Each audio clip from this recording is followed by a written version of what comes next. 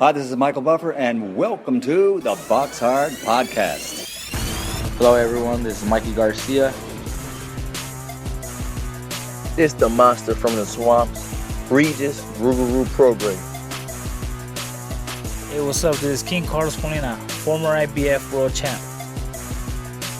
This is Michael, the Bounty Hunter, 2012 Olympian and your people's champ. This is Charlie Edwards, flyweight champion of the world. This is Fast Eddie Chambers, and you're listening to the BoxHard Podcast with my main man, Joey Coastman. Hello everybody and welcome to episode 214 of the BoxHard Podcast. I'm your host Joey Coastman. I'm joined this week by the former heavyweight world title challenger. It is of course Mr. Fast Eddie Chambers. Eddie, welcome back on the show. Hey man, thanks for having me again. You know, like I said, every time I come on, I appreciate you having me every time I come on. And I just hope I can do a good job as always. Hope I can. No, it's brilliant having you on every time. I think this is the first one that we've done since the one that we did physically together in the hotel room. So brilliant. That is true. Yeah, that one was a brilliant one there. But yeah, let's move on with things here. We're going to start with the review part of the show. We're going to start here at the Margaret Court Arena in Melbourne, Victoria, Australia. Andrew Maloney, one of the Maloney twins. He is now 21-0. Of course, him and his twin brother both signed contracts with Top Rank. Quite impressive there. Andrew Maloney managed to get the retirement win actually after 8 rounds. Elton Darry, the opponent, now 24-6 with a draw, retired on his store after 8 there. It was for the interim WBA World Super Flyweight title. The doctor actually stopped the contest due to the severity of the cut just before the start of round 9, but I think it still counts as a retirement apparently. So anyway, a stoppage win there. The cut was caused by a punch. Also on that undercard, of course, the other twin brother, Jason Maloney, he was able to pick up a KO win in the second round against Dixon Flores, now 16-7 with 3 draws. That one was for the WBA Oceania Bantamweight title. Jason Maloney 20-1 now. I think that one loss came to Emmanuel Rodriguez, of course, no shame in losing to him. Moving out now to France at the Accor Hotel Arena in Paris. Over here we got to see Michel Soro, 34-2 with 1 draw. He took on Cedric Vitu, 47-3, very inflated, padded record Vitu. But anyway, he was found out. He was TKO'd in 5 rounds. Michel Soro, a little bit padded, but slightly more genuine, his record when you look at it. Now 35-2 with a draw. On that undercard, Arsene Gulmirian. I've never, ever heard of this guy, but anyway, he's now, unbelievably, the new WBA Super World Cruiserweight Champion. He took on Kane Watts, who's 21-3. This guy, Arsene Gulmirian, now 25-0. He's got the KO there in the 4th round. And I've got to say, like I said, I've never heard of him. And he's the Super World Champion with the WBA at Cruiserweight. So that's the proper top title there. So I'll have to look a little bit more at him, Eddie. But a guy like that winning a world title who we haven't heard of, I'm sure you look at things like that and think, oh, I could really dance one more time. 100%, man. When you see those guys, it makes happen. It's a good thing to see because it does give hope to guys like myself who haven't been on the scene really much recently, and a lot of people don't really think I got much left in the tank, which I've recently been sparring. And, I feel good. I feel good as I've ever felt, but it doesn't matter until you get in there and actually show. Absolutely, and he is now 25-0 with 17 KOs, 32 years of age. He's Armenian actually, and he resides in California, USA. Quite interesting there. It says he resides in Big Bear, so I'm guessing he probably has some kind of dealings with Abel Sanchez. I apologise if anyone's listening to this and they're angry because I should know who he is, but I just don't, so I'll have to do a bit of homework on him. Moving out now to the Olympia in Liverpool, Merseyside, United Kingdom, a bit of a star-studded kind of card this one on the left side of the bill, if you like, but the right side, the opponents, not really on the level of the home fighters, but let's start with it anyway. Rocky Fielding now 28-2. He was able to score a knockout in the second round against Abdallah Pazi, who's now 26-7 with one draw. I love that surname. Also on the bill, Martin Murray now 39-5 with one draw, a points win for him over 8 rounds against Sladan Janjanin, who's now 27-5. They're talking about Martin Murray against Liam Williams. I think Liam Williams is all wrong for him, but that's another story. Also on the bill, the one kind of good competitive fight, Gerard Carroll. He was 11-0. He took on Jeff Ofori, who's 9-1. Going into the fight, Ofori was able to pick up the win over 8 rounds on points there, so nice stuff there for Ofori. I think that's a little bit of a upset kind of thing. Also on the bill, we got to see former world champion Terry Flanagan. He moved to 36-2, my apologies. It was an 8th round points win against Jairo Duran, who's now 14-7. Flanagan was actually cut himself above his left eyebrow in round 5. He said after the fight that he wants the big names and stuff like that. I don't know why he's been treading water. I mean, he lost to Regis Prograis, and since then he's just been fighting journeyman. I don't understand it at all. His move up to 140 has been absolutely dreadful, to be honest. He moved up, he boxed Maurice Hooker. Of course, he lost that fight, and then he lost his O, and then he went on to fight Regis Prograis. As I said, he didn't get stopped even though he was down. He got back up, he fought on, he provided a tough test there for Regis Prograis, and since then he's decided to really drop down in level and box journeyman. I really can't understand the point in it, but he says he wants the big fights. Hopefully he's telling the truth. Friend of the show though, Terry Flanagan. Also on the bill, Natasha Jonas, now 9-1, a TKO for her in 2 rounds against Bianca Majlaf, who's now 3-4. Like I say, quite a star-studded left side of the bill there. Moving out now stateside to the Salt Palace in Salt Lake City, Utah, USA. Heavyweight contender / prospect, I suppose, Junior Farr, now 19-0, a guy that holds a win in the amateurs, I believe, over Joseph Parker. He was able to beat Devin Vargas, now 21-6. That one was for the interim WBO Oriental heavyweight title. Vargas was down twice in the fight, but lost unanimously over 10 rounds, quite wide there for Junior Farr. On that... Wow. Sorry, go on. One of those guys is... one of my old foes, if you want to say, Devin Vargas. I fought him in the amateurs when I was 16 years old. And he beat me in the amateurs. He was actually a pretty good amateur. I think he was an Olympic ultimate. But I fought him way back. So when I heard his name, it kind of made me kind of chuckle. But yeah, it was just a little history. But he beat me a couple times in the amateurs. But obviously, it'd be a different story as a professional. But go ahead, man. I'm sorry. I don't know. All right. So 2020 version of Eddie Chambers against 2020 version of Devin Vargas. Talk to me, baby. I think just because of the story, then it would be interesting. But aside from the accomplishments, aside from the story, the accomplishments are just like so much, so lopsided. I mean, him as an amateur, he's done great things as an amateur, but as a professional, he's not. So he kicked a little early. Let's just say it that way. But he was a pretty good fighter as a young guy, and I guess like I said, he peaked a little early. But as a professional, it just doesn't make any sense. I guess at this point it would be something interesting to put together, just to have 2 older guys who fight as youngsters fighting. I guess that could kind of be interesting, but who's gonna buy it?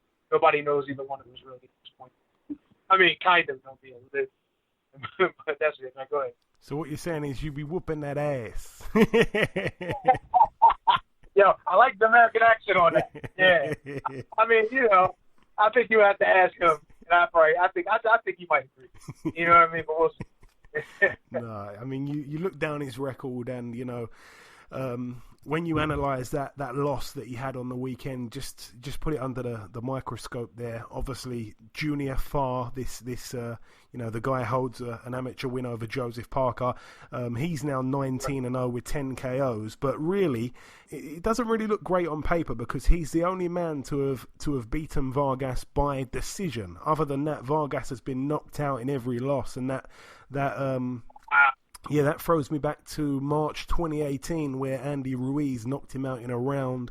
Dominic Brazil knocked him out in 3 rounds, and there's been a few other opponents at lesser levels that have knocked him out as well. Jason Bergman, Andrzej Warzik, the Polish fighter, and Kevin Johnson back in 2009 stopped him in 6 rounds when Johnson was undefeated a long time ago. That was... but yeah... Leaving that one there. Moving actually down on the undercard. This is quite sad, actually. Super middleweight contender, I guess. Dennis Duglin, friend of the show. They call him, of course, the mama's boy. He gets trained by his mother. He goes into every fight these days saying, if I lose, I'm going to retire. And he actually lost. It's the first time that he's lost for a while. He took on a guy here. I say a guy, excuse the pun. The guy's name is Mike Guy. He actually was able to win a split decision over 8 rounds. So one judge gave it to Duglin by 2, the other judge gave it to Guy by 2, and then the other judge, I believe it was Dan First, he gave it to Mike Guy by 4 rounds. So not quite sure how genuine Dennis Duglin is when he says these things. Quite often he says if he loses, he's going to give away his purse. But one thing that was real funny, I saw pictures of the weigh-in, Eddie, and Dennis Duglin, quite a sharp guy. His beard's always on point, his trim's always on point. He's ripped. Yeah. And then the other guy showed up to the weigh-in wearing a nipple ring and Crocs. I mean, wow. I mean, that made a statement. I even tweeted him just jokingly, Dennis Duglin. I said, man, that guy's got Crocs on. I hope he wins. And then Dennis Duglin replied saying he had a nipple ring too. I'm secretly hoping he wins too. But unfortunately, he actually did win. Yo, that's terrible. That is horrible. It actually happened. That's the worst part. He actually did win. But I reached out to Dennis Duglin just after the fight, and he basically said he's fine. He really struggled to make the weight. I don't think he had much notice for the fight, but he still thought he was going to be too good for the guy, and he was completely flat. He didn't seem to be able to let his hands go, and he felt like he got outworked really by a guy that wasn't on his level. But yeah, he's saying he's now retired, but I take what he's saying there with a pinch of salt. He's quite a trickster, Dennis Duglin, a real character. Moving out now to Germany at the Hall Messi Arena in Sachsen-Anhalt. Over here, Dominic Bozell, now 30-1, a TKO in round 11 against Sven Fornling, who's now 15-2. That one was for the IBO and interim WBA World Light Heavyweight titles. So again, those type of level guys I want to see our very own Anthony Yard in with. So hopefully those fights can happen down the line. This one now took place at York Hall, Bethnal Green, London. Again, I think some of this was on Channel 5. Alex Dilmagani. The fight was, of course, rescheduled with Francisco Fonseca after the first fight. I think Fonseca threw up or something just before the ring walk, so they had to completely scrap the main event at last minute, and it got rescheduled for this date here. It ended up going down as a majority decision after 12 rounds. A majority... I'm really not on my game today. A majority draw after 12 rounds. That one was for the vacant IBO World Super Featherweight title. Dilmagani was cut above the left eye in the 9th round there. But a good performance from Francisco Fonseca. I think he was really, really overlooked going in. On that undercard, we also got to see the brother of Francisco Fonseca, Freddie Fonseca. He got in there with John Joe Nevin, the undefeated Irishman. That one was for the vacant WBA International Super Featherweight title. John Joe Nevin was able to pick up the win unanimously over 10 rounds. Fonseca was down in the 2nd round, but credit to him for getting up and surviving it. And of course, John Joe Nevin, he's had he's had such a stop-start career, Eddie. I mean, I don't expect you to know much about this guy, but this guy, John Joe Nevin, real good amateur, turned pro, had an argument with one of his family members who then broke I think both of his legs, and he was out the ring for over a year and all that while they recovered his legs. I don't think he could walk. I don't think they thought he could ever box again, but hey, these family disputes can get quite messy. Also on that undercard, the son of the promoter promoting the show, Mick Hennessy, of course, the promoter. His son, Mick Hennessy Jr., boxed. He's now 3-0 with 1 draw, a points win over 6 against Richard Baba, who's now 4-7. Moving out now to the Emirates Arena in Glasgow, Scotland, United Kingdom, top of the bill. Let's just start there. Lee McGregor, now 8-0. A split decision win over 12 rounds against Kash Farouk, now 13-1. Of course, somebody's had to go. I think Farouk was the favourite going in, just about. It was for the British and Commonwealth bantamweight titles. Farouk was cut above the left eye. McGregor had a point deducted in round 10 for holding. I have to say, I wasn't scoring it myself. I felt like Farouk had good moments. I felt like McGregor had good moments, but literally everyone I've seen that have posted a scorecard, posted their views on the fight, I haven't seen one person yet, in all this time since the fight took place, I haven't seen one person yet who scored the fight to McGregor. Everyone had it to Kash Farouk. It was a close fight, but, it kind of left a bit of a bitter taste in my mouth after that one, actually, because I felt like Farouk, in the eyes of not just myself, but everyone else, they certainly thought Farouk did enough to win, and of course it didn't happen for him there. The home fighter, if you like, won the fight. Lee McGregor, like I say, now 8-0. On the undercard, we should just give a special mention there to Kieran Smith, now 16-0. He was able to beat unanimously over 10 rounds Vincenzo Bevilacqua, who actually was 16-0. That one was for the WBC International Silver Super Welterweight title. Kieran Smith was cut above his left eye in the very first round due to a head clash, and I think the cut worsened as the fight went on. Moving out now to the this one I think took place. Yes, this one took place in the States. It's the final card to mention of the review part at La Fontaine Blue in Maryland, USA. Just one to look out for, of course, in the pro ranks. He's known as the Truck, Lorenzo Simpson, now 6-0. It was a unanimous decision for him over 6 rounds. He took on Del Vecchio Savage, who got beaten. Like I say, I think there may have even been a knockdown in that one. Not quite sure. Didn't get to see it, but judging by the scorecards, 60-52. It would have normally been 60-54. So perhaps a couple of knockdowns scored there for Simpson. But yeah, still, improving all the time. Lorenzo Simpson, certainly one to look out for. Unbelievable amateur, and I'm sure his pro career will be will hit the heights as well. So all the best to him. But that's really it for the review part. We've flown through it there. It's now time to welcome guest number 1. Ladies and gentlemen, please welcome the undefeated super lightweight prospect. It is, of course, Mr. Keith Hunter. Keith, welcome back on the show, my man. Hey, how's it going? Very good, my friend, very good. We last spoke back in August. It was obviously following on from your last fight, the win over Cameron Crowe.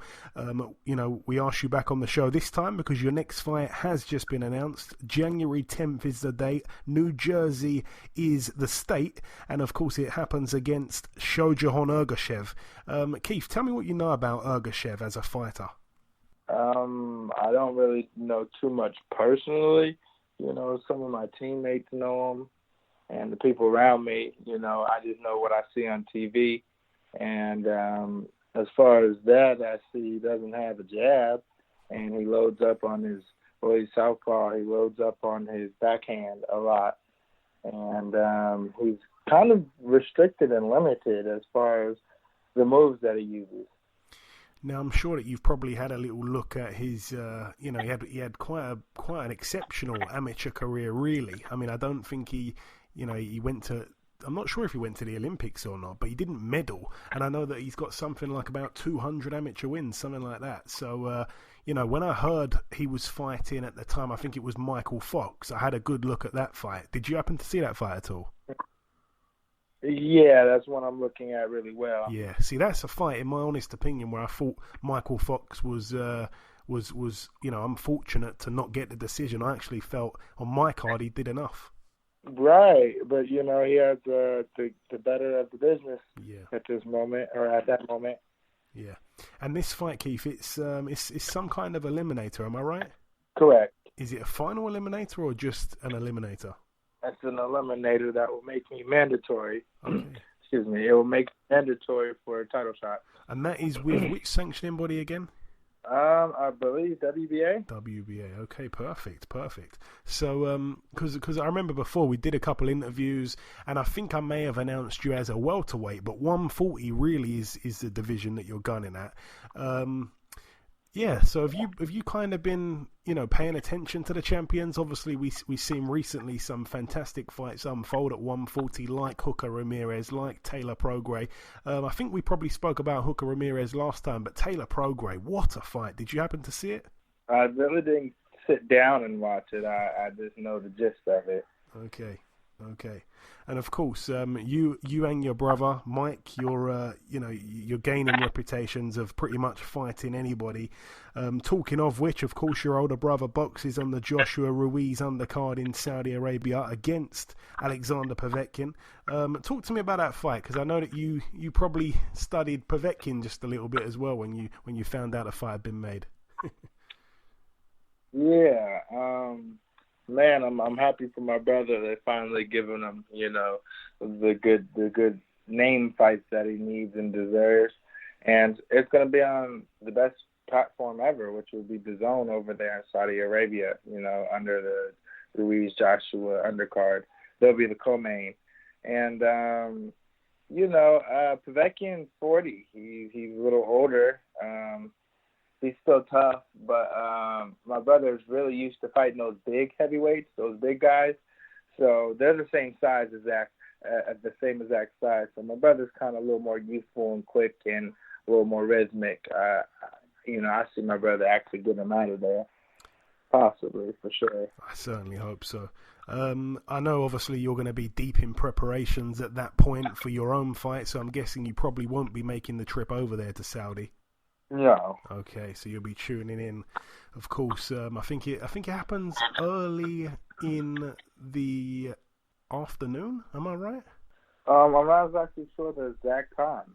But yeah, their time is different than ours. I'm pretty sure it would be afternoon. Yeah, I think it happens around about 4 p.m. or even earlier, actually, your time. It might be around about noon Vegas time, actually. It's a weird one. But anyways, the main event on that card, Keith, obviously Joshua Ruiz. I've been asking everyone in recent weeks who they believe wins that one, if it's going to be repeat or revenge. How do you see that one unfolding? Man, I think Ruiz is going to get it. I just kind of been seeing who's my brother's in Ruiz's camp, actually getting him ready. Yeah.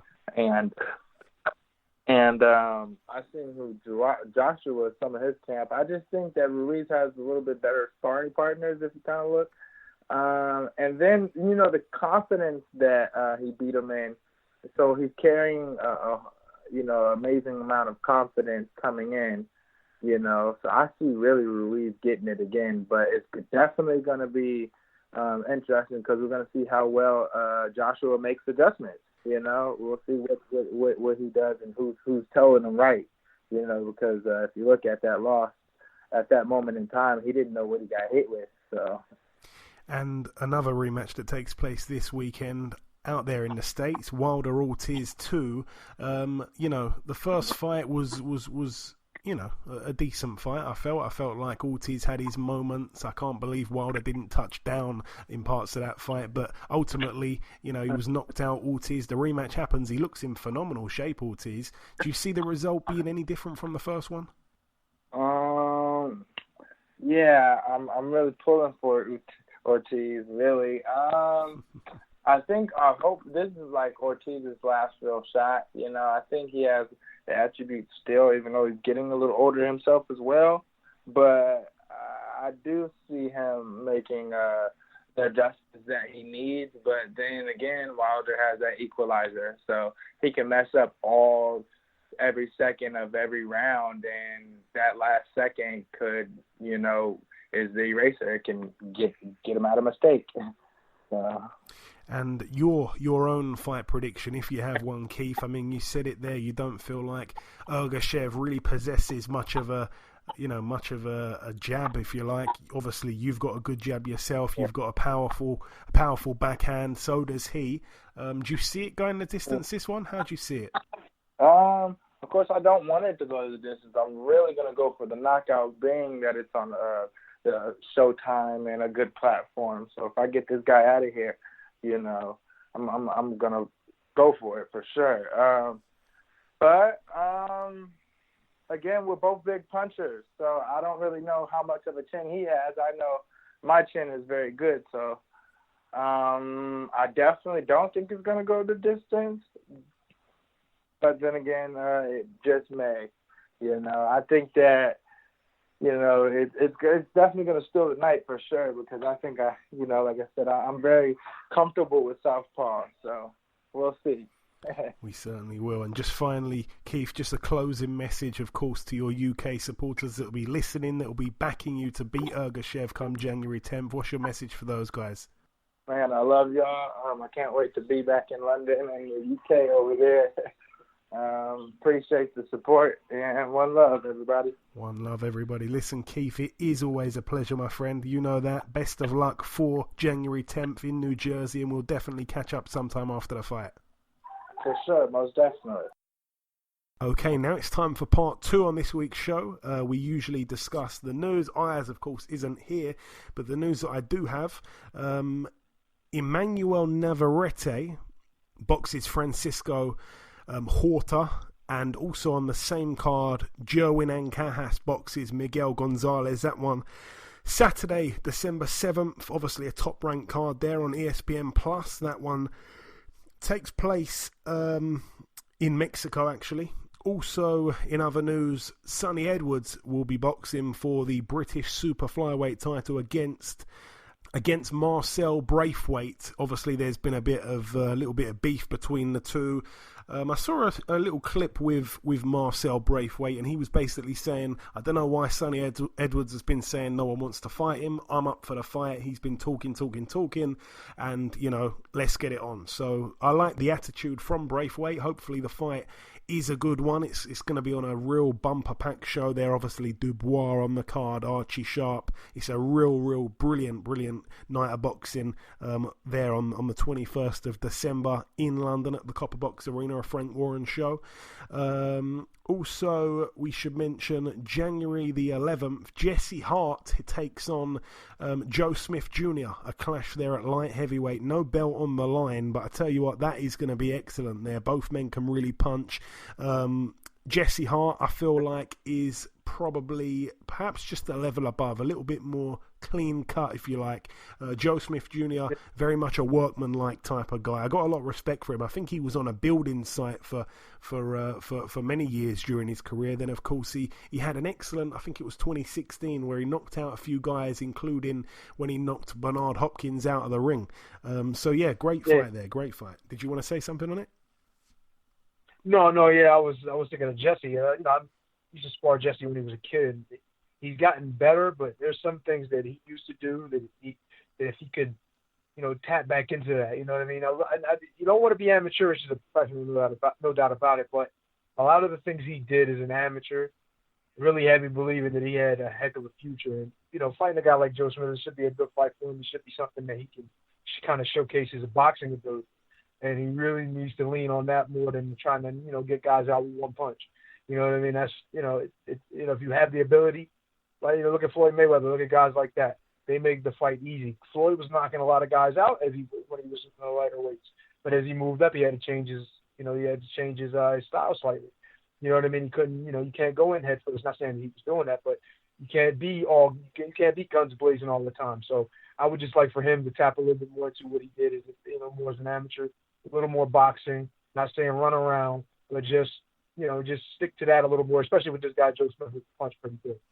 Yeah, I mean, as a pro, I think there's still a lot more to come from Jesse Hart. I mean, he's got those 2 losses, but of course they both came to the same man. They both came to Gilberto Ramirez, the former WBO World Super Middleweight Champion. It was, 2 fights not back to back. They had a few fights in between, but back to back challenges for the world title there. And he came up short just about literally in both fights. Really, he really did come close. But last time out, a brilliant win over Sullivan Barrera. That was quite a statement there, the way he beat him. And he's on form at the minute. So all the best to him. That's really it for the news, though. Moving on to the preview part of the show here. This one takes place tomorrow at the Caesars Palace, Dubai, in Dubai. On this card over here, we have Jack Catterall, 24-0, of course, patiently waiting for the Jose Ramirez fight, I believe, for the WBO world title at 140. He's in a 10-rounder against Timo Schwarzkopf, who is 20-3. Also on the card, Vijender Singh, the Indian superstar, former actor, a Bollywood actor, former police officer, now turned professional fighter. He juggled a few different careers at the same time. He was a real good amateur, people forget. 11-0. He's in a 10-rounder against Charles Adamu. Can't believe he's still fighting. 33-14.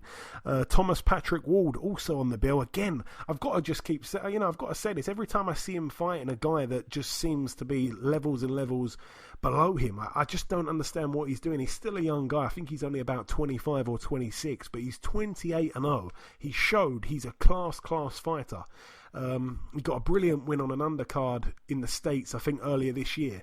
And I just don't know what he's doing. He's boxing here Martin Casillas, who's 20-11 with a draw in Dubai. It just makes no sense, but all the best to him. Moving out now to York Hall. Again, this one takes place tomorrow night. It's on Sky Sports. Very interesting, this kind of... It's like a tournament, basically, Eddie, and it's over 10 rounds. Obviously, it's not... You don't win a fight, then box the same night or anything like that. They're 10-round fights. It's not like a prize fighter thing. But, it happens on a series of dates, and it happens all quite quickly within a few months of each other. It's called the Golden Contract Tournament. The winner of the actual tournament ends up landing, a contract with a top promoter. I don't know if it's going to be a promoter in the States or a promoter in the UK, but it's like a 6-figure contract for a few fights and stuff like that. So it's brilliant stuff for the winner. But there's a guy that was boxing in it. I don't know if you remember him, but he was quite a big name a couple of years ago. O'Hara Davies, he's a 140 fighter now. And interestingly, he had a bit of a kind of scuffle with another guy because basically their names go in a hat kind of thing, and if you draw, it's like I think there's blue balls and red balls in this hat, and if you draw a blue ball, you get to pick your opponent, and then you're boxing them literally 3 days later because the draw took place on Tuesday. So there's no real time to make adjustments if you unfortunately land a southpaw or something like that. So anyway, O'Hara Davies had a scuffle. A little bit of it was caught on camera. They got in each other's face and it looked quite serious. Anyway, O'Hara Davies had a scuffle with another guy that was boxing in the same tournament, Tyrone McKenna. So both of them said, if I draw a blue ball, I'm definitely going to pick him. And, we all like a bit of beef, and everyone was excited for that. And then, of course, the day of the draw, O'Hara Davies had a clash with another guy who's fighting on the same thing called Darren Surtees, and the same thing kind of happened. They almost came to blows. People were trying to separate them. So straight away, I was thinking, please let O'Hara Davies either fight Tyrone McKenna or Darren Surtees. Those are the fights I want to see. But unfortunately, every single man involved in a bit of beef ended up on the other end. They didn't pick a blue ball. They ended up being picked by guys that picked blue balls. So all the fights I wanted to see didn't end up happening. But anyway, hopefully they all win and we get to see it in the next round. But the fights that we are going to see, we'll get to see Logan Yoon. He's a guy who is based in Hawaii, 21 years of age, 16-0 with 12 KOs. I think he was quite a good amateur. He picked to fight O'Hara Davies, 19-2. Also on the card, Mohamed Mamoun, 21-3, former I think he was he European champion, or he might have boxed. I think he boxed Sam Eggington. He's in a 10-rounder against Darren Surtees, who is 12-0, and Mikey Saki 8-2. He's in a 10-rounder against Tyrone McKenna 19-1 with one draw. So hopefully the right men win there, and we get to see those juicier fights happen in the next round. But still, definitely tune into that one. Should be interesting. Moving out now to Germany, we have over here Jack Kulkai 26-4. He puts his WBO European Super Welterweight title on the line against Jamma Saidi, who's 16-0. Tyrone Zoiga also on the bill, 24-1 with one draw. He's in a 12-rounder against Yusuf Kangwell, who's 19-3 with a draw. Moving out now to the Echo Arena in Liverpool, Merseyside, United Kingdom. Again, this one Saturday night. It is on normal Sky. On the undercard, Anthony Fowler 10-1. He takes on Harry Scarf, who's 8-0. Tom Farrell. This one could be quite interesting. Tom Farrell 17-2 takes on Sean Mashadod 16-5 with a draw. This one probably fight of the undercard for me, not fight of the card, because I quite like the main event. But Craig Glover 10-2 takes on Chris Billum Smith 9-1. That one's for the vacant Commonwealth Cruiserweight title. James Tennyson 25-3. He's in a 12-rounder against Craig Evans 20-2 with two draws. Again, that could be real good. And the main event, of course, Callum Smith 26-0. Some people would say he's the best super middleweight in the world. WBA Super World title on the line, and the WBC Diamond World title. I don't even know if that's a world title. WBC Diamond title on the line against John Ryder, 28-4 now. John Ryder, a guy that is probably the most improved fighter I've seen. Obviously, we all know the story. He was boxing at middleweight. He lost a close decision to Billy Joe Saunders. He ended up boxing for the British title against Nick Blackwell, who, you know, was at the very best British level, and he ended up knocking John Ryder out. And then, of course, since John Ryder moved up in weight to super middleweight, he's been absolutely destroying everyone. So he's on a real run. The form is with him. Callum Smith, you know, I'd also say the form's with him. He's looking really good at the minute. Obviously, a brilliant win over George Groves. That's a tough fight. We've gone to the predictions on it, actually, and I should have been ready with those, but the listeners have gone with a Callum Smith KO. I'm actually going to go with Smith on points. I've got to favour Smith. I really like John Ryder. I'd love for him to win the fight on a personal level. I mean, both guys are friends of the show. I get on a lot better with John Ryder. John Ryder, you know, I'm just proud of him for the way he's turned his career around. You know, he's been in so many 50-50 fights back to back, and he's been destroying his opposition. So I'd love to see him do it. It certainly is his moment, but you know, he did say to me on this very show beforehand, you know, when he was going to be in line to box the winner of Groves and Smith, he said, to be honest, I'd rather box Groves because Smith is just too big. And Groves, of course, was the favourite for that fight, and he ended up losing that fight. So here he is. He knows he's got a big size disadvantage. The thing with Callum Smith, though, I think it will be quite competitive, because I think Callum Smith won't be overly worried, and when he's not overly worried about his opponent, sometimes he can be a little bit lackluster. So I'd be quite surprised if he gets him out of there. I think he wins a close-ish kind of fight. I think he's going to have to be on the back foot. I think John will be trying to push him back. But yeah, I think it's going to be quite competitive, a lot more competitive than a lot of people think. So for me, Smith wins it, but I hope I'm wrong. I do like both guys. I've got to reiterate once again, I do like both guys. But John Ryder, I mean, what a story! What a story! You can't help but really love John Ryder. But Callum Smith, he's got the future big plans. You know, he's still undefeated. Of course, the World Boxing Super Series champion.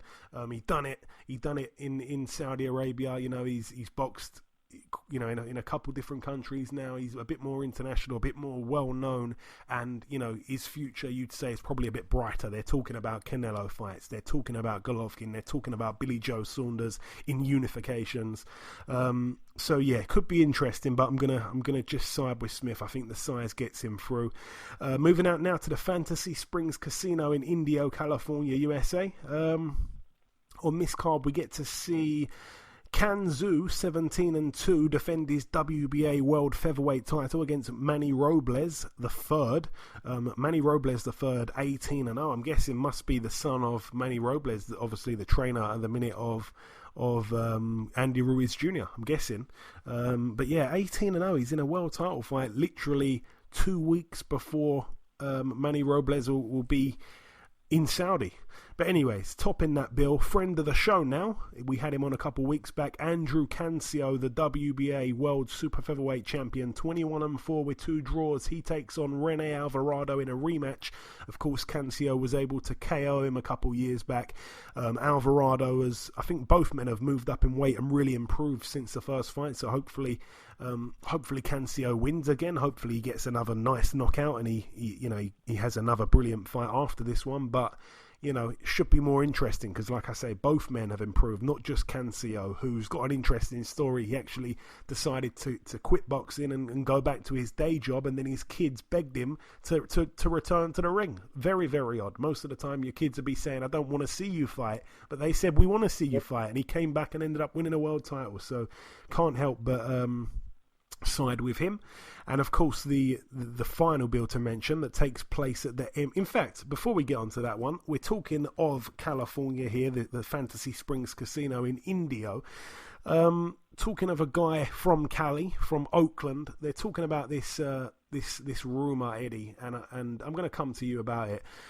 People are trying to lure Andre Ward, a happily retired man, a man who retired undefeated, a man who didn't really have any question marks over his career in terms of he would have lost to him. No, he fought the names, in my opinion. He went through the weights. He did well at super middleweight. Obviously, he won the Super 6 tournament, beating the likes of Carl Froch and stuff like that. He moved up to light heavy, where, in my honest opinion, he probably shouldn't have even been up there. I think he was giving away too much size. He boxed Kovalev. Yeah, I thought he lost the first fight, and I think he was a bit fortunate to get it. But of course, in the rematch, when he was able to stop him, that just rubbed it out for me. He established himself as a true champion at 175 as well.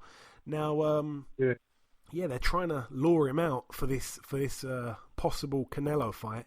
For me, though, I think he should stay retired, Eddie. I mean, I know the money would be like it'd be his career highest payday, but I don't want to see him return. I honestly, I'd probably favour Canelo because he's just improving all the time. He's been so active, and he showed there, in that fight against Kovalev, how brilliant he was. I mean, it wasn't all his own way. Let's not forget, but the knockout was devastating. I don't want to see Ward back in the ring after this much time out. Honestly, yeah, it's rough. It's rough to come back on a layoff like this, especially just basically saying, "Hey, I'm done." It is what it is. I did all I can do, all I want to do up to this point, and then just hanging it up. To all of a sudden turn everything back on and jump in there, it's tough. I mean, you've seen it with Andre Ward when he came back after the injury he had, and he had to take some time off, and after these other legal things he had when he had to take time off. So it wasn't easy. There was, it was a process to get back into it, and it's no different now, and he's a little older. Things aren't going to be as smooth. The recovery periods are going to take longer. So, and then you're going in there with a young gun. This guy's, like you said, he's getting better. He's improving. He's pushing things. He's pushing the envelope with a lot of things he's doing. And it's really, really tough to get in there on your first fight back, especially. Now, I'm not saying that that's how they're going to do it. Maybe they're going to decide to allow Andre to come back and get a couple in real quick and then throw the fight together. But in reality, it'll be he's not going to be in there with no elite competition right off the bat anyway. If he was, so how is he really going to prepare for someone like Canelo? And to get mentally prepared for that, I mean, I know everybody's talking about the money, and that is important. But the one thing that's good about Andre Ward is he got his wits and his mind still about it. Everything is still good. You don't want to go into a fight with like this, and all of a sudden now you're getting banged around. You know what I mean? It's not worth it for that. Now, obviously, like you said, the money is going to be crazy. It's going to be the biggest payday by far that he's ever had, and probably bigger than anything he's going to get. You know what I mean? Unless he moves up the heavyweight and fights something crazy up there. But other than that, it's going to be the best he can hope for. So, I mean, it's kind of, what do you decide? What's more important to you? You know, if he's not hurting for money, he's got plenty of different jobs. He's doing a lot of commentating. He's everywhere. You know what I mean? He's doing a lot of things. So I don't know that he needs that money. I mean, it'd be nice to have a little extra, but does he really need it? And if so, I mean, if he just wants it, is it really worth risking health, you know, life and limb, just to get back in there and do something that you're basically done with? I don't know. You know what I mean? You know, my situation is probably a little different than his. If I come back, it's because, not saying I need money, because I'm fine without having a lot, but it would just give me more freedom. He has that freedom. Does he really need to put himself at risk of anything just for one more shot at it? I don't know. It just depends on what he wants. Yeah, I mean, I think of him as I kind of do the likes of Joe Calzaghe. You know, how Calzaghe retired undefeated, 46-0, you know, the best in his division. For lots and lots of time after that, everyone wanted him to come out of retirement and box Carl Froch, because Carl Froch was talking smack about him and stuff like that. And you know, we never got that fight. And you've got to respect Joe for saying, do you know what, it's not worth trying to come back and lose my O after I've been sitting on the couch, if you like. Not saying that Andre's been sitting on the couch, but I don't want to see him, you know, turn up and risk his undefeated streak. He's almost been out the ring 3 years now. So for me, he should stay behind the mic, stay the other side of the ropes. So that's just what I think. But what do I know? Yeah, I think. I mean, I wouldn't say that. Oh yeah, I mean, he couldn't come back and do well. Oh, no. But I would have to agree with you. I mean, if everything is good and you don't need anything and there's no real reason to do it, then don't. You know what I mean? So let it go. Yeah, I agree. And the final bill, like I say, at the MGM Grand in Las Vegas, Nevada, USA, Marcellus Wilder, the brother of Deontay, his record 5-1. He takes on Dustin Long over 6 rounds, 2-1 with 2 draws. Leo Santa Cruz, 36-1 with 1 draw, puts his WBA Super Featherweight title on the line against Miguel Flores, friend of the show, 24-2. Another interesting story, obviously. Miguel Flores, he lost his older brother in the ring from boxing. His older brother died in the ring before he even turned pro. And I said to him, did that not make you think, hey, I don't really want to box? He said, no, the complete opposite. He wanted to box. So here he is. We wish him the best. Hopefully he becomes a world champion.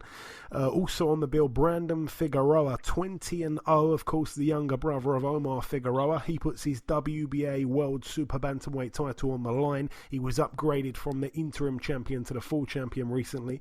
He puts it on the line against Julio Ceja, who's 32-4. Remember, Julio Ceja in his last fight was beating Guillermo Rigondeaux on the cards until Rigondeaux came from behind and knocked him out. So that could be quite interesting. Another brilliant fight on the card, but for no belt on the line at bantamweight. Luis Nery, 30-0, the Mexican, very, very good fighter, young fighter. 12-round fight against Emmanuel Rodriguez of Puerto Rico, 19-1. Again, Rodriguez's only loss came to Naoya Inoue. So brilliant fight, that one. I love that fight there. And of course, topping the bill, Eddie, I've got to come to you on this one. The rematch, Deontay Wilder, 41-0 with 1 draw. The draw, of course, to Tyson Fury. He puts his WBC World Heavyweight crown on the line against Luis Ortiz, King Kong, 31-1. Of course, the one lost to Wilder. How do you see it unfolding? And also, do you think that Wilder will get to 49 wins without losing a fight like Rocky Marciano? But that's another thing. Talk to me about the fight.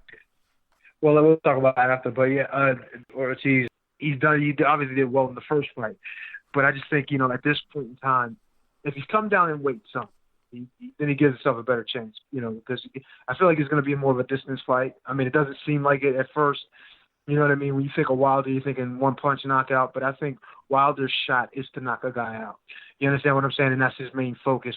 He's not thinking about winning a decision. He's not thinking about that, any of those types of things. In fact, most of the time when I see him in fights, he's not the better boxer. And, there's no disrespect to him. That's just the fact. And in this fight is no different. But Ortiz is going to have to make sure that he doesn't show his age. He's going to have to be able to use that boxing ability to be able to land those big shots. And I just don't know at this stage in his career if he'll be able to do that. Wilder's younger, obviously. He's hungry. he still wants to prove that he's the man. He's good for whatever reason. He's fueling his own fire. You know what I mean? He's just constantly. He has a crazy belief in himself. You know what I mean? And honestly, I look at it and I just say, damn. Look at what he does. Some of the things he does skill wise in the ring, and it just shakes my head. But it works for him, and I don't think Saturday night is going to be any different. I think honestly he's going to end up winning that fight again. I don't know if he's going to win by knockout. You know what I mean? But I would think that that's what's going to happen. I feel like that's more in his ballpark. That's more of his chance. I don't really think he's good. I don't want to say he couldn't win a decision against Ortiz. You know what I mean? Because I just think Ortiz can box, and I think he can obviously control the fight and win a decision. But I just don't think that that he'll be able to have the gas tank. To be honest, that's what I'm saying. If he's lighter in weight and he's able to go distance better, then Ortiz will have a better chance. But I just honestly think Wilder. Middle rounds, middle maybe 5, maybe 6. By that time, Ortiz is going to start to really slow down if he hasn't been caught already, and then he's probably going to get him out of there at 5, maybe 6. I mean, I would the first fight I was picking Ortiz, you know what I mean, and it actually looked like I was going to be right, but honestly, I'm looking at the situation, just looking how Ortiz was in that first fight, and I'm just like, it's been how long since that fight? A year or so, or maybe more. And, what has he gotten a year older? You know what I mean? And his skills are maybe still there. His power maybe still there, but he's still a year older, maybe a little slower. And maybe not. And obviously, if he's going to be in there heavy again, it's going to end up being a very similar situation or probably even worse for him. Yeah, it's been a year and 8 months, I believe, since that first fight. But, I agree with what you're saying. Just real quick, I forgot to mention the Luis Nery and Emmanuel Rodriguez fight. We went to the prediction league on that. The listeners, very, very close. It was 34% going with Luis Nery on points. I'm going to go, by the way, Luis Nery by KO. I'm going to also have to hit up Ayaz, who, by the way, isn't with me because he's just randomly flown to Germany without telling me. But Luis Nery by KO, 33%. Rodriguez on points, 33%, but just passed there by Luis Nery on points, 34%. So just 1% there, for getting Nery on points over the line. And the listeners are going with Wilder by KO, 66%, and in second place, Ortiz by KO, 29%. But I'm going to go Wilder by KO as well. You're right about this. We don't know how old Ortiz is. One thing I will say, since that Wilder fight, I mean, he knocked out Razvan Kajanu in 2 rounds, but other than that, he went 10 rounds with Travis Kaufman till he stopped him out knocked him out in the last round, the 10th and final round. And then in his very last fight back in March this year, he went the distance with Christian Hammer, a man that I think Fury stopped in about 5 rounds or 8 rounds, I think it was. So, he hasn't looked that impressive since then. So to say that he's going to, massively improve, the only difference I'm seeing is he looks in phenomenal shape all of a sudden, and he's got a bit of hair. Yeah. He's got quite a nice that's different. Yeah. Well, I mean, and the hair might help, but no. But anyway, seriously, him being in better shape and lighter gives him a better chance. Yeah. Even if he hasn't looked good against other guys. If he's in there with a guy like Wilder, and he can just continue to box. And if you look at Tyson and what Tyson did with Wilder, he wasn't doing a whole lot of craziness. He was just boxing. You know what I mean? He didn't throw an extreme amount of punches. He just made sure that Wilder couldn't land his, and he was able to land, shots here and there, pot shot here. You know what I mean? Little counter shots, things that offset Wilder's offense and his wild shots and things that he normally does, his unorthodox style, and he just kept him at bay, kept him under control. If you can do that, you can still win a boxing match. Like, there's nothing wrong with Ortiz getting in there and boxing Wilder to a decision. But I don't think in his mind that's what he's going to be looking for. I think just as Wilder's looking for a knockout, so is he. And that's where the problem lies. If he goes in there looking for a knockout, he's going to be available to get knocked out. And that's Wilder's chance to win. And it's crazy. Wilder's been a champion reigning for a while now, right? And he still has that has to knock you out kind of thing. Because if he doesn't, I feel like most of the guys who are anywhere near elite is going to be outboxing him up to the time he catches you. You understand what I'm saying? So with Ortiz, he has to think about, look, let me just stay alive in here. Let me just keep touching this guy, putting my hands on him. You know what I mean? Not too much, just enough. And make sure I stay defensively conscious, keep my legs under me, and not get too crazy. You know what I mean? Tyson Fury put out the blueprint. If you can stick to it, you have a shot. Just don't let him hit you with that right hand. And if you can figure out how to stop it, then maybe you have a chance to win. But, you know, I don't know. Like we said, Ortiz is a proud man. You know, anyway, I'm this, I'm going to dominate you. No, you can dominate in other ways. Forget the knockout. Go in there and try to win a boxing match. Yeah, we'll have to wait and see. But no, you know, it's a decent fight. I'm not like counting down the hours because I feel like, you know, he had such a big moment against Wilder, and still Wilder somehow stayed on his feet in the first fight, and you know he knocked him out in the end. So I mean, we'll see. A little bit of. Go on. Yeah, I mean, I don't want to say home cooking because I don't even know where to fight. Well, I don't even remember. I don't even care. But you know, with Wilder being the man, you know what I mean, and them wanting the fights with, you know, him with Anthony Joshua or now Tyson Fury, they want those fights still to happen. So you got to make sure that whatever you're doing, you got to do it well. Like if he's going to win a decision, he's going to have to put hands on him. He's going to have to control. He's going to have to make sure that Wilder doesn't have a chance in the fight. You know what I mean? At all to win a decision. And even then, we didn't see some crazy decisions. But I'd rather that than him get caught with something stupid and get knocked out. You know what I mean? If I'm a backer of Ortiz, so you know what I mean. He just really has to, like I said, he has to keep his feet under him. You know what I mean? Hopefully he's lighter and he's in good shape and he can win a boxing match. But you know, like I said, I'm going Wilder in middle rounds because that's just the way it seems like it's going to be. Yeah, Ortiz has said, I think this week, that he's got his plan, and his plan, you know, he didn't really discuss it or break it down, but his plan is that it's going to work, and I'm going to end up stopping it, you know, before the final bell. I think we all probably agree with that it will end at some point before the final bell. I don't think it does go to the distance in any crazy world, to be honest, Eddie. Sometimes you see two punches in there, but sometimes you see two punches in there together, and you say, "There's no way this is going to go the distance." But I think pretty much every Wilder fight, it's so hard to ever see it going the distance, and that's why he's only been the distance. I think is it 2 times in 42 fights? Yeah, twice. And that was obviously Fury and the first Stavern. Was it Stavern?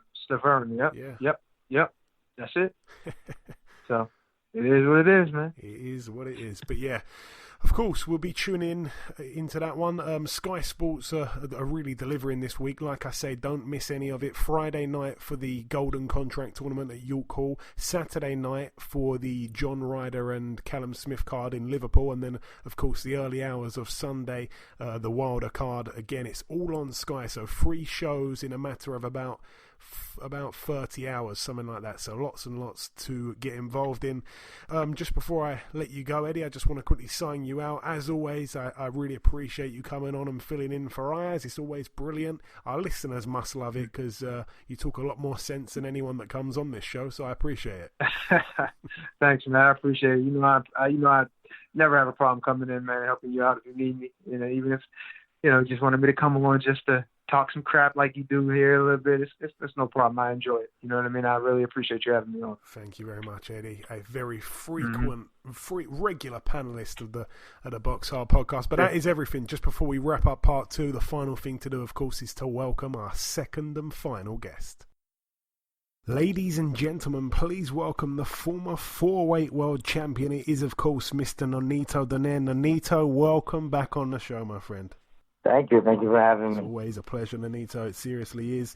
We last spoke back in September. Obviously, it was the build-up to the Inoue fight. That's really the only place to start. Thursday, November 7th in Japan. Not only one of the best fights of 2019, but arguably one of the best fights I've ever watched live. Unbelievable fight. Please talk me through it from your point of view. Well, in the beginning, Inoue tried to come at me.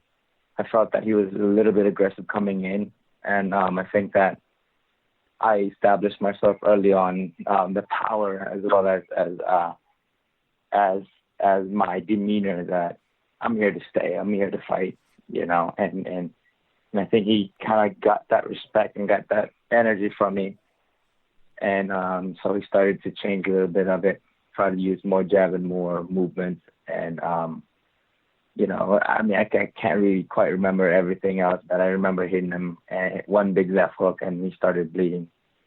And then he caught me good in the mid-round of the fifth, I think.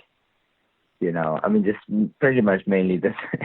All just going on in my head was just, I'm going to take whatever you can dish out, you know. And I think he was pretty much the same thing, you know. One thing that really truly surprised me was how tough he was. You know, he was incredibly tough. For, you know, I mean, I think he tucked his head well enough that I wasn't catching him in the temple or the chin, and catching him in that cheek, the toughest part of our bone, which is why his orbital was fractured and his nose. But those are the toughest area, and I kept hitting those and landing in that area. And I think that's why he was able to withstand the punches, unless I think it was the ninth round when I got him really good at the chin, which was the straight, and hurt him really bad, you know. And I had the choice to see whether to create the opportunity or wait for the opportunity, which was how I was able to counter him. And at that moment, I decided to see if I can get him to throw that same punch where I can counter him again. And I thought that would end the fight, but he was smart enough to not do it, and lost my chance in taking him out. And then in the 11th round, we're just, we were both not tired in that fight. We both have a lot of power, but we both were really didn't care about our exhaustion or anything. I don't remember being tired in a fight, as well as I don't think he was tired as well. But that punch and the liver shot, that was the defining moment of the fight. He caught me really good, and oh man, it got me in the right time, the right moment where I was breathing in and caught it at the right spot. And I was like, what do I do? Do I just try to suck it up, but in one hit and I'm over, or I take the knee and just try to go for broke? This is his hometown. You know, a lot of things was going on in my head at that time, you know. So I decided to take the knee and take as much time as I can to get up from the count. And then I recovered a lot from the count and from taking the knee, and I was able to pull out of that round, you know, with my left hook. And the last round, you know, we just tried to go all out. You know, I thought it was a very fun fight. It was a fun fight for me. I really truly enjoyed it, and I if I could do it again, I would love to do it again. No, I mean, it's brilliant hearing you talk about it that in depth. I mean, it was such a magnificent fight. You know, it had everything, and even like just little special things that perhaps not everyone picks up on. I remember even in the 5th round, I think you got caught with quite a big right hand from Inoue, and you found yourself on the ropes, and he kind of went in for the kill, like he tried to swarm you. And I remember it was almost like you were playing possum a little bit, because you came back off the ropes with like a massive left hook that just missed him. And I thought, if that connected, he's going. Like, you still completely knew what you were doing.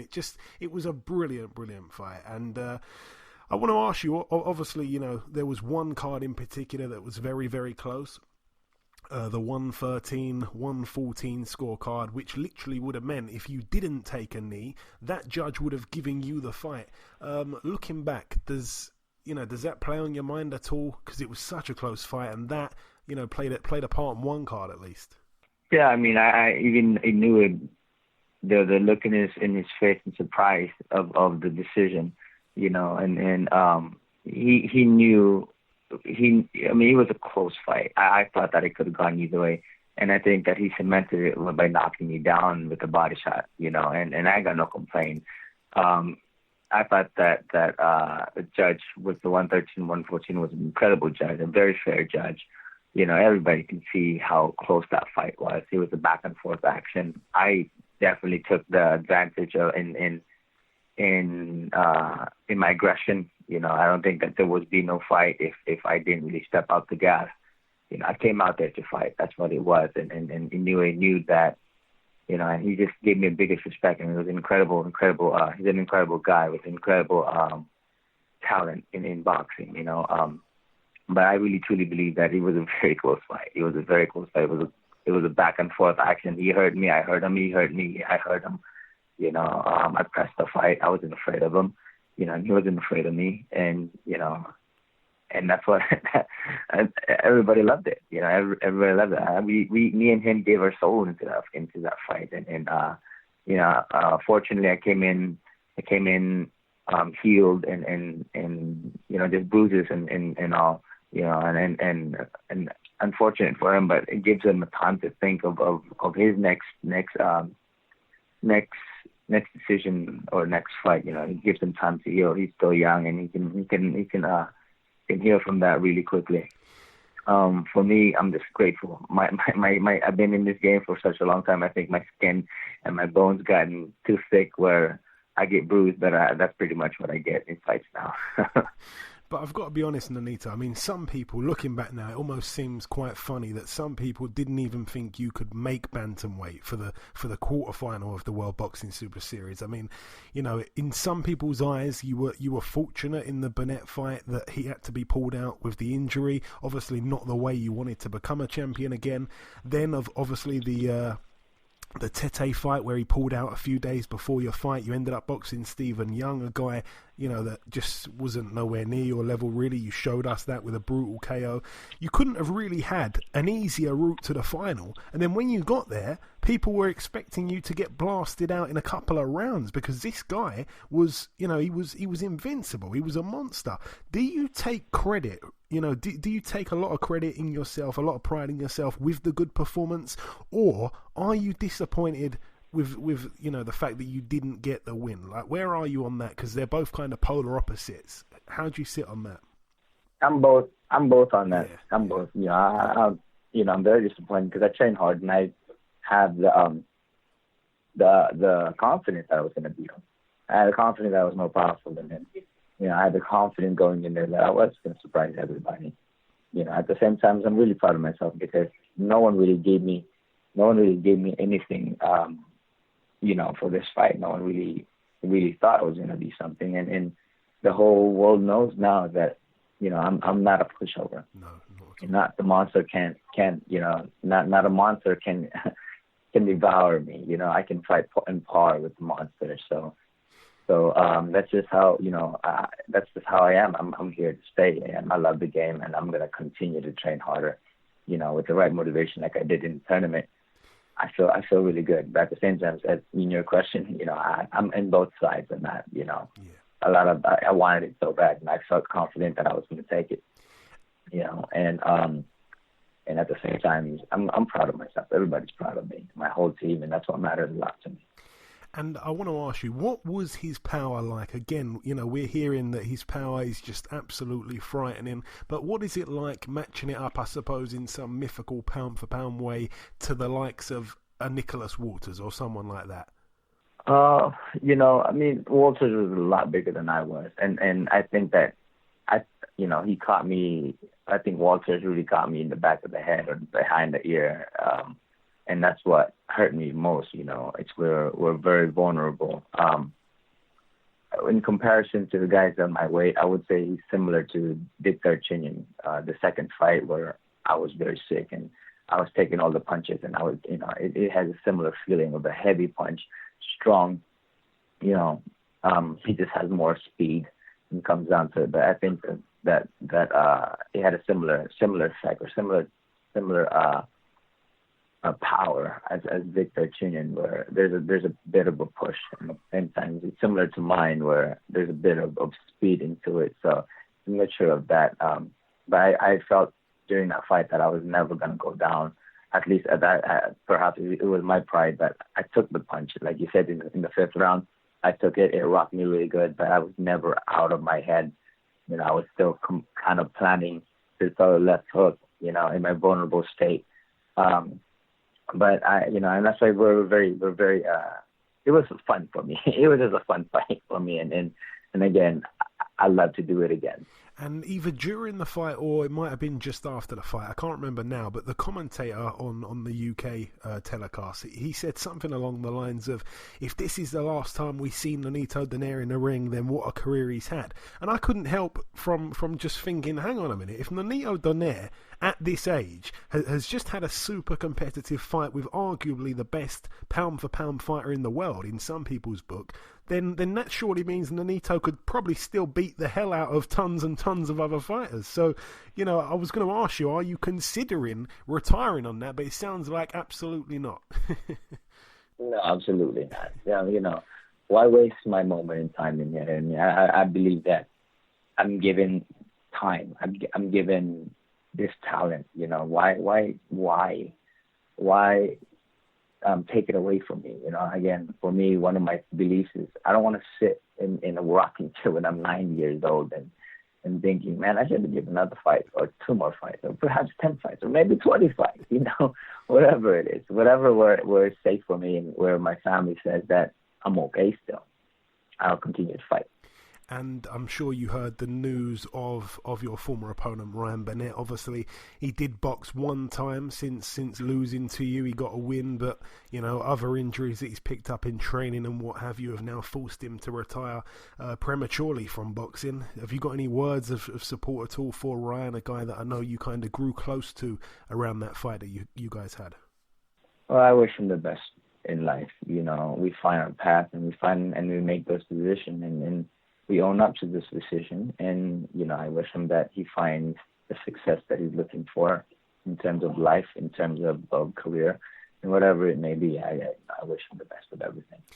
And obviously there was the kind of well-documented story about how you, again, for those that may not know, I want you to just tell them, you'd promised your boys that you'd be taking the Muhammad Ali trophy home for them. Basically, from my understanding, because I think someone tweeted something earlier today or yesterday that was quite wrong and you corrected them, you basically asked Inoue, is it okay if I take this trophy home, because I wanna keep that promise to my boys, and that is what happened. Am I right in saying that? Well, before the fight, I was very confident in beating Inoue. It was just one of those things that I felt, and I can see a lot of the things that he did, and show up for that fight. I promised my boys that I'm going to bring this trophy. I'm going to bring this trophy, and when you wake up in the morning, I'll be here. That's my promise, and Papa never lies, So I said that to my boys, and then after the fight, I actually cried. I cried because I fell short on my promise. It was the first time I cried after losing the fight. I really wanted that fight so bad, and then I cried. And so I asked their team and Mr. Honda and everybody else, and even Inoue after I saw him, that if I can take the trophy for at least one day, I promise my kids that I'll bring it to them when they wake up in the morning. And he nodded. And he was just happy to at that time he was just happy. So whatever I said, he's like, go for it, whatever you need, So I brought it, and when I came back, when I came in, got the trophy. The next day, my kids woke up. He came in. My eldest son came in, started jumping up and down in celebration, screaming and yelling, and I had to sit him down, and I told him that, hey, this is not Papa's trophy. This is the winner's trophy. And then he looked at me and said, you lost? And he started crying. You saw the video in my social media. He just started crying. And I felt bad for him, but I just told him that sometimes when you give your all, that's all you really need to do. Sometimes you win, and sometimes you won't win. Sometimes you lose, and you got to keep your head up. That's just part of our life, that we just move on from it. But one thing that I want to tell you guys is that when I promise something, I'm going to go through with the promise. And this is the trophy. And I said I was going to bring it with you so you guys can see it. And I brought the thing. I was just kind of teaching my kids that your words is golden. Your words is a very important part of being a man. And when you say something, you have to do it. You know, and I brought it to my kids, and you know, and then I just did another video to congratulate Inoue after that, because he, you know, I was grateful that he allowed me to bring it. And I just said to my kids, I said, congratulations, Mr. Inoue, and that's what they did. You know, and you know, and that's how it happened. I tell you what, Nonito, man, you're an amazing man. I promise you, man. And honestly, you know, your sons should never be upset about you losing, because I tell you, man, you proved once again you're still a top fighter, and you have been for years, man. Honestly, one of the coolest people I ever speak to. But coming down to the last couple of questions, Nonito, man. What do you want to do next, and at what weight do you think you'll be campaigning at? Well, you know, I'm going to take Richard's advice and see where I can go. I mean, 118 is never a problem for me. You know, we have a way. I'm tall enough for 126 as well, so we have whatever it is that gives us the opportunities for a bigger fight. You know, and as well as 18, I'm still going to campaign to be the undisputed champion of the world. I mean, this is why I'm still motivated. This is why I'm still fighting, because that's something that I have not obtained in boxing. I will obtain it one way or another. And this question came in on Twitter from a regular listener, at Ricey_SUFC. Basically said, are you going to be staying at bantamweight or perhaps going back up towards featherweight? You kind of answered that there. And he also adds on, who would win in a singing contest, you or Carl Frampton? Carl's not going to challenge me. That's just it. Carl's not going to challenge me. He knows it. I'm going to take him to Vegas. I'm going to watch his fight. I'm going to take him to a karaoke, and then we'll probably perhaps put it on video. And I'm going to make Carl submit that I'm the better singer. And just finally, Nonito, man, obviously you've got a whole heap of supporters here in the UK. What is your closing message just before the interview ends to your supporters that will be listening to this interview from over here that are behind yourself? Well, I just want to thank all of you guys out there, you know, for all the support. I'm glad that you guys enjoyed the fight, you know, and sometimes when you look at fights like that, it gives us an understanding that life sometimes is a difficult thing, you know. But when you give everything that you got, you know, there's really nothing left for you to wonder if you had or if you did anything. There's no coulda, shoulda, woulda, and I think that life should be taken that way, and it means to give it all you got, you know. In that fight, that's exactly what I did. But hopefully that you saw the soul of me inside that ring, giving it all, and I hope that all you can do for yourself is to give it all in whatever you guys are doing. But again, I appreciate each and every one of you guys, and boxing is alive, and it always will be, but because of you guys. So I am truly grateful for your support and loving boxing the way you guys do. Thank you. Nonito, as you know, my friend, we love you on this show. Thank you so much for your time once again. Congrats on an epic performance, and I wish you the absolute best for the future. We'll for sure speak again real soon. Yes, thank you, brother. I appreciate it. You have a wonderful one. Okay, and this wraps up episode 214 of the BoxHard Podcast. I've been your host, Joey Coastman. The former heavyweight world title challenger, Eddie Chambers, has been with me for the duration of the show. A massive thank you to our two guests on this week's show, the undefeated super lightweight prospect, Keith Hunter, and of course the living legend, the future Hall of Famer, the former four-weight world champion, Mr. Nonito Donaire. A massive thank you to all of you guys, as always, for listening to this week's podcast and all the rest. Remember to tell a friend to tell a friend. The Prediction League is back this week. Ayaz has sent me his predictions. He backs Smith to beat Ryder by KO. He backs Wilder to KO Ortiz, and he backs Neary to beat Rodriguez on points. So his picks are exactly the same as you, the listeners' picks. But that is about everything. Enjoy your weekends, people. Stay safe, and we shall see you all again hopefully next week.